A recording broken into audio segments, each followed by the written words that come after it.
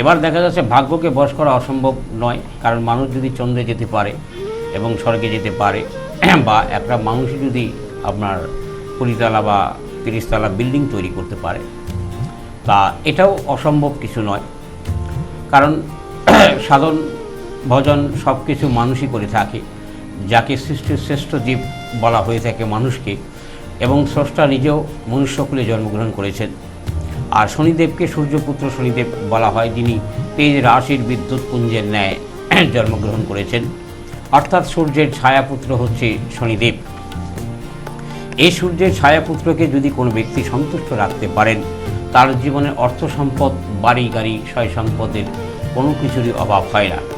কারণ সূর্যের তেজের বিদ্যুৎ ন্যায়ের পুঞ্জের কারণে তার দেহের রং কালো হয়েছে। যাই হোক, আগামী কোনো এপিসোডে এই সম্বন্ধে আমি আলোচনা করব।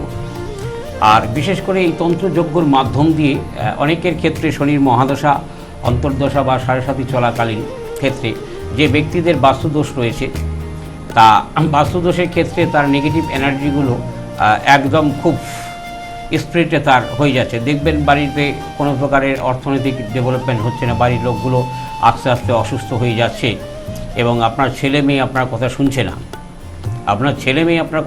না, কোনো প্রকারে।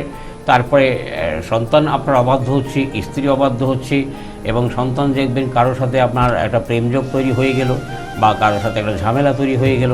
কারণ নেগেটিভ খারাপ যখন দশা আসে, বাস্তুদোষের ক্ষেত্রে সেই সব মানে পুরনো ব্যথা যেগুলো থেকে থাকে সেগুলো মানে উপচে ওঠে। অনেক মানুষের পুরনো ব্যথা থাকলে, যাদের অ্যাসিডিটি গ্যাস অম্বল আছে, সেই রকম হঠাৎ করে আবির্ভূত হয়, দেহের বিভিন্ন জায়গায় ব্যথাটা ঘুরতে থাকে। তদ্রূপ মানে হেলথ কানেকশনের সাথে এই দশা মহাদশার অবশ্যই সেটা সমন্বয় রয়েছে, যোগাযোগ রয়েছে।